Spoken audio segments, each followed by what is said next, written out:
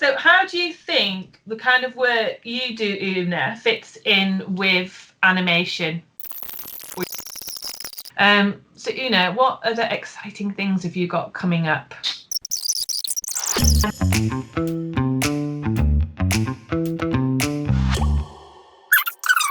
There'll be some text needed there, and it will have to reflect really the tone of the gorgeous animation that you're doing.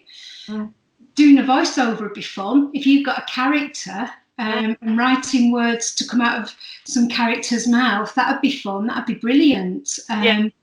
So obviously you're probably working to a very tight brief there that's produced by yourself, and you've got the values, the brand and all the rest of it, messages and that kind of thing. So working to that would be an absolute dream. Yeah, I work with copywriters for my script writing. I don't encourage the clients to do it. I don't do it myself. I just work out like a beat outline structure of what we want to say and try and wean some of the key messages from the client first. So I'm doing a bit of the back work for you. But yeah, I'd always use copywriters to create the script. Because that script as well, they can use that in other ways. They can use snippets of that in blogs or other articles or other short form, other like visual graphics and stuff like that. So yeah, absolutely. And then the thing is as well, I mean, with some of the campaigns that I handle, I mean, it could be that maybe we need an animation to get the door open, like quite a personalised animation. If everything else has failed, they're quite resistant to any kind of outreach. They're not really engaged with anything online, any social or anything like that. Well, yeah, if you send somebody a link to an animation, who can resist clicking on that if you've got 5 minutes to spare? Sounds like a wonderful technique. I mean, one of my clients does use an animation as part of his email marketing strategy. So it isn't just like, let's like use it as part of like a social media thing. He gets loads of click-throughs on that email compared to his other emails. Yeah, so it does work in that respect. Definitely. And also when you said like a personalized animation as well, that is another thing that I've done a little bit of, and I'm really interested in doing more. And I've spoken to a few companies that can enable that software for the animation to be personalized to a person. Say you're getting a leader inquiry and they type in some of their details, and then they'll have automatically emailed to them an animation that says, "Hi Una." It's personalized just like with a snippet at the start, and the rest is like a standard video. But I'd love to do that more because I can see the power of that.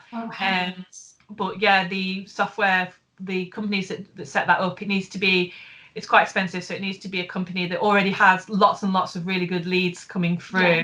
They just they're not converting them, and that you can see how that would really help convert straight away. Yeah. So that would be really exciting to be part of. I was at a conference at weekend on podcasting, and although it's moved a little bit more quickly than I envisaged, over the next week or two, I'm going to be launching a podcast. Exciting. I'm probably older than the average entrepreneur. I'm certainly not a millennial. I'm quite a bit older than that. And I've come back into it in the last 5 years. And it isn't easy, but I think it's doubly hard for women my age, 45 and above. And probably, well, you talk to any sort of older lady in business, and one of the things that I've heard time and again is that they become invisible, they're not relevant, they're considered not relevant, and all that kind of thing. And I know it's a bit of a cliche that, if you raise a family, you bring all those skills to you. It's the skills that you did before you had your family that are important. And it's not helped. I sort of circulate in Manchester a lot, and there's a lot of awards that are very ageist, and I have tried to rally against this on Twitter. It's not really gone very far because you've got 30 under 30, you've got 42 under 42. I think I'm right in saying that the Made in Manchester ones have quite a low cut-off. So it's fine, that's fine. Yes, encourage the younger generation coming up, because obviously we need them. They generate jobs, they support the economy and all the rest of it. But at the other end of the scale, there's probably people 45 plus who don't get the validation that they deserve. They bring a shed load of experience and skills to the table, and sort of they don't get the recognition that they deserve. And it ticked me off. It's ticked me off for a long time, and I've kept my mouth shut. But I've been thinking, if I'm ticked off like this, there must be other women out there. So my whole reason really for doing the podcast is I want to build a community of women like me that are sort of working very hard, either in the career if they're an employee, or they've set up their own business and they're working so hard, but they're just not getting the recognition or the value that they deserve. It's not out to bash people at all. I'm not. That won't be the case. There'll be nothing negative in the podcast.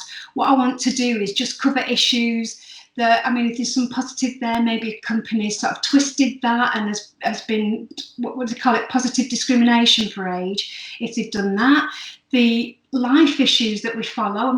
It might, if you're like me, I'm an empty nester. You've got that to deal with the first 12 months after your youngest leaves home. Sorry, that's not easy.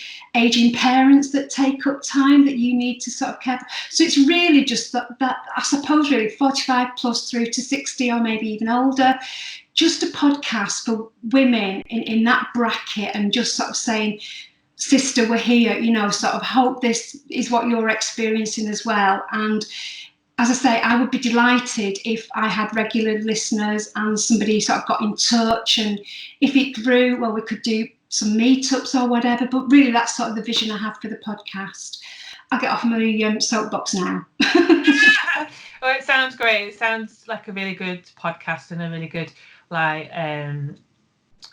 conversation and a really good opportunity, if you get what I mean. Definitely. I totally see what you're saying. You don't notice it when you're younger, but then when you start to, because there's like, I think there's the 30 under 30, and I'm too old for that, and I never knew about it when I was under 30. So what can you do? Maybe it didn't exist when I was under 30, I don't know. So yeah, I can totally see what you're saying. I see what you're saying. And I've had conversations or thoughts about that as well, in terms of like, am I going to freelance forever? What happens like later on or whatever? And so I think that's partly why I'm evolving my business and thinking about other things that I might want to do that might serve my clients better, as well as serving myself better, really. We've already talked a little bit about some of the things I've got coming up. Like I said, I've got my free challenge, my 5-day challenge, and then in January I've got my masterclass starting up as well. So these are both brand new. This is first, so yeah, it's exciting. So yeah, I'm really pleased to get stuck into that and see what happens. So what was